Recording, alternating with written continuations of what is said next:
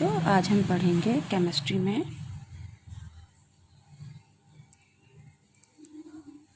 Chemical reaction. Chemical reaction होती क्या है, जिसको रासायनिक अभिक्रिया भी बोलते हैं। अभिक्रिया मतलब एक्ट करके कंबाइंड होना। तो फॉर एग्जांपल ये ए और बी, ये क्या है, दो पदार्थ हैं हमारे, ठीक है। मान लीजिए यहाँ Na है, ये Cl है।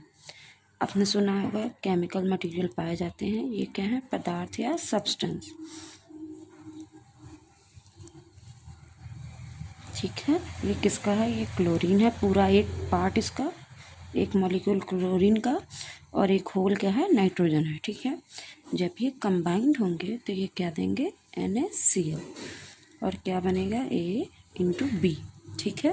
ये आपस में जुड़ जाएंगे, यहाँ से ये प्लस का मार्क हट जाएगा। तो इस तरीके ये क्या बना, A और B से, NaCl से ये क्या बना, new product.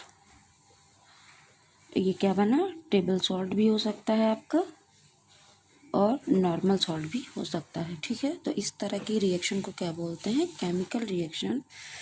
When ever any two reacting जो क्रियाशील होते हैं, ठीक है, जो क्रिया करते हैं, क्रियाशील substance combine with each other and it form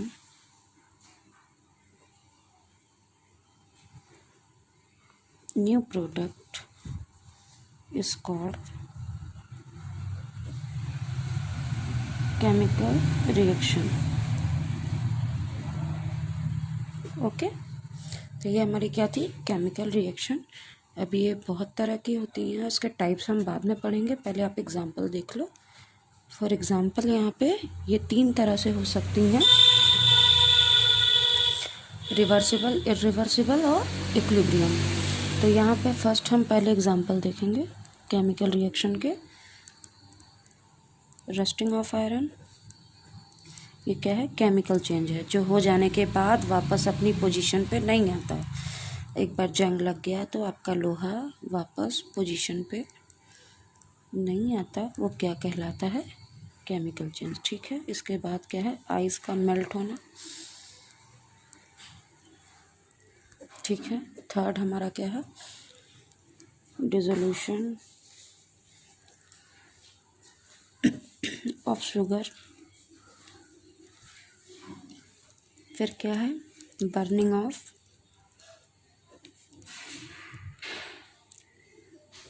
of Coke, कोयला, पेपर, वुड एक्सेट्रा। जब ये क्या होते हैं, बर्न हो जाते हैं, कोई मटेरियल, आपका ये क्लॉथ है, अगर ये बर्न हो गया तो इसके थ्रेड किस में कन्वर्ट हो जाते हैं, ब्लैक कार्बन।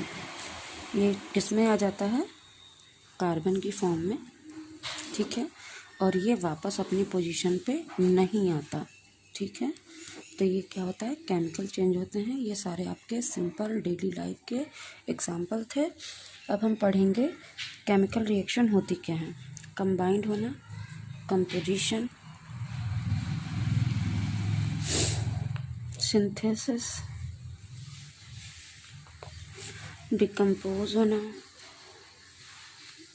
ठीक है, डिकम्पोज होके रेस्पायरेशन,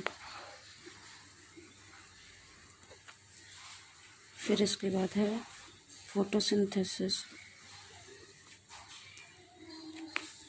फिर क्या है, डाइजेशन।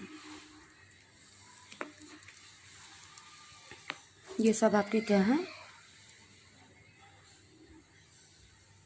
कंपोजिशन, कंबाइंड होके एक और बी कंबाइंड होकर के न्यू प्रोडक्ट बना देता है। सिंथेसाइज, ए और बी का कॉम्बिनेशन है, उससे रिलीज़ करना ए फ्री रेडिकल, और बी ये नया बनाना, डिकम्पोज करना, ए बी से फिर इसको डिकम्पोज करना, मतलब इसके छोटे छोटे पार्टिकल्स में तोड़ देना केमिकल रिएक्शन के थ्रू। रिस्पायरेशन में भी गैस वैस एक्सचेंज होता है O2 और CO2 का, ये इक्विलिब्रियम में होता है। कभी कभी इरिवर्सिबल भी होता है, रिवर्सिबल भी होता है। तो ये क्या होता है, आपकी केमिकल रिएक्शन है। उसके बाद फोटोसिंथेसिस, स्टार्च से क्या बनना, ग्लूकोज का बनना, ठीक है, और CHO का बनना। और इसके 3 फॉर्म होते हैं, sucrose, dextrose, fructose etcetera. Digestion होना, फूड कंपोनेंट का डिज़ोल्व हो जाना केमिकल रिएक्शन के बाद, ये सब क्या हमारी होती हैं, केमिकल रिएक्शन। तो ये छोटे छोटे एग्जाम्पल हो गए थे। अब इसके बाद हम पढ़ेंगे, हाँ एक चीज़ छूट गई, cooking of food, cooking of food, और नेक्स्ट राइपनिंग ऑफ फूड, मतलब आपके जो फ्रूट्स एंड वेजिटेबल्स होते हैं उनका पकना और उनकी स्टेट का चेंज होना, ये सब क्या कहलाता है, केमिकल रिएक्शन। अब नेक्स्ट हम क्या पढ़ेंगे, रिएक्टेंट और प्रोडक्ट, ये होते क्या हैं। फॉर एग्जांपल रिएक्टेंट क्या है और प्रोडक्ट क्या है केमिकल रिएक्शन में।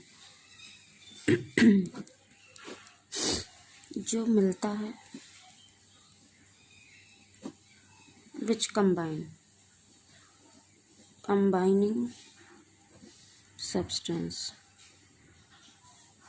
जैसे आपका क्या था, A+B था, NaCl हो सकता है, पोटेशियम आयोडाइड हो सकता है, आपके कोई भी chemicals A to Z, any substance, ठीक।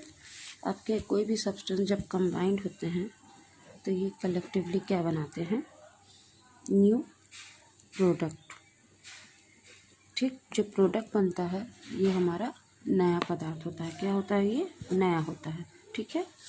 और ये किससे बनता है, रिएक्टेंट इसको बोलते हैं। जो मिल करके रिएक्शन को होने देता है वो क्या कहलाते हैं, रिएक्टेंट कहलाते हैं। जिससे नया बनता है वो प्रोडक्ट कहलाता है, ठीक है। अभी आपने इसका देखा था। अब इसके बाद हम एक एग्जांपल पे आ जाएंगे। फॉर एग्जांपल मैग्नीशियम वायर है, ठीक है, ऑक्सीजन के साथ इसको बर्न किया, ठीक है। बर्न करने पे क्या बनेगा, मैग्नीशियम ऑक्साइड। अब आप सोच रहे होगे यहाँ पे 2 कहाँ से आ गई। जब केमिकल रिएक्शन का यही नेचर ही होता है, रिएक्टेंट के पास इसका कोई भी चार्ज होगा, मॉलिक्यूलर वेट होगा, ठीक है। इस पे पॉजिटिव या नेगेटिव कोई भी चार्ज होंगे या जो भी चीज़ें होंगी, जब ये केमिकल रिएक्शन में कंबाइंड होगा तो उसको देगा A+B2। ये कंबाइंड होगा तो ये क्या करेगा, अपना चार्ज आपस में ये साझा करते हैं, ठीक है। ये इसको इसलिए देगा क्योंकि ये हमारा मेटल है, ठीक है। मेटल क्या होते हैं, अट्रैक्ट कर लेते हैं चार्ज को। और ऑक्सीजन हमारा इलेक्ट्रोनेगेटिव होता है, इसके आउटर मोस्ट 6 में 6 इलेक्ट्रॉन होते हैं, ठीक है। इसी वजह से ये हाईली रिएक्टिव होता है, तो ये देगा और ये लेगा। अब यहाँ पे ये जो होते हैं ये क्या होते हैं, सिंबल। ये हमको बताते हैं, ये हीट का सिंबल है, ये क्या है, हीट का सिंबल है।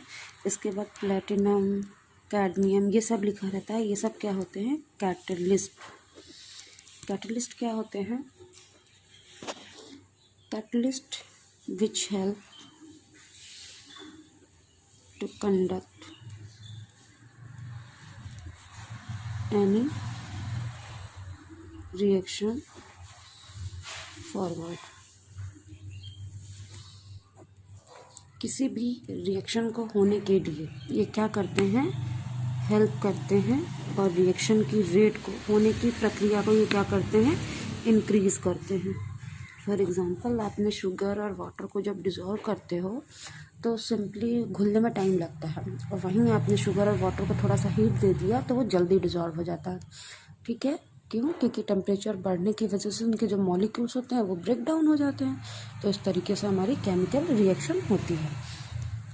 हम इसका एग्जांपल बुक में भी देख लेंगे। जैसे आपने देखा बर्निंग ऑफ मैग्नीशियम रिबन, अभी जो मैंने बताया था, यहाँ पे देखो जिस तरीके से बर्निंग ऑफ मैग्नीशियम ऑक्सीजन के साथ कंबाइंड होगा तो मैग्नीशियम ऑक्साइड बनाएगा। क्या बनाएगा? यही मैग्नीशियम ऑक्साइड ये बनेगा पाउडर के फॉर्म में। ठीक है, पाउडर के फॉर्म में, क्योंकि ये एयर के साथ कंबाइंड होगा तो डिजलिंग रिएक्शन देके बहुत तेज़ी से ये बर्न होगा। बर्न होते के साथ राख देगा तो इसको डिजलिंग रिएक्शन बोलते हैं। ठीक है, ये राख जो बनाना लाइट के साथ, फ्लेम के साथ, ये डिजलिंग रिएक्शन। ये क्या है? हमारी बोन चाइना की डिश नहीं, ये पेट्री डिश है। ठीक है, ये क्या होती है? हमारी केमिकल रिएक्शंस में यूज़ होती है। ये इस शेप की होती है, बाउल की तरीके छोटी सी। ठीक है, इसमें अगर हम कितना भी हीट दें तो ये जल्दी ब्रेक नहीं होती है। इसको क्या बोलते हैं? पेट्री डिश भी बोलते हैं। ठीक है, अब द नेक्स्ट केमिकल रिएक्शन हमारा क्या है? लेड नाइट्रेट को इसी तरीके पोटेशियम आयोडाइड में मिलाएंगे तो हमारा ये क्या हो जाएगा? रिएक्टेंट, क्योंकि हम इसको मिला रहे हैं। ठीक है, ए और बी, ये हो गया हमारा लेड नाइट्रेट हो गया और पोटेशियम आयोडाइड हो गया, और लेड आयोडाइड और पोटेशियम नाइट्राइट का येलो प्रेसिपिटेट मिलेगा। फॉर एग्जांपल लेड नाइट्रेट मेरा ये है, ये कंबाइंड हो रहा है किससे? पोटेशियम आयोडाइड से। तो ये क्या बनाएगा? लेड आयोडाइड बनेगा प्लस पोटेशियम नाइट्रेट बनेगा।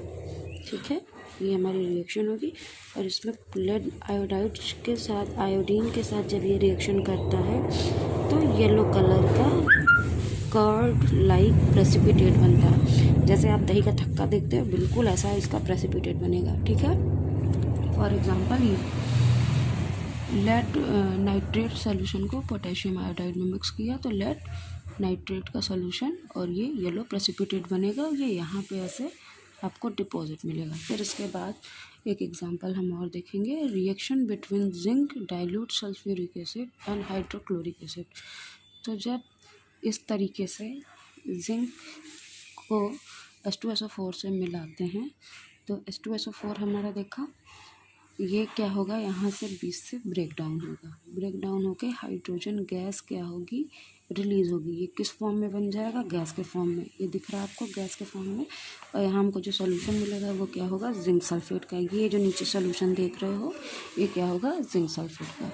तो ये हमारे एग्जाम्पल भी होगा, केमिकल रिएक्शन भी होगी। If you have any query and doubt then send me message. Okay, thank you.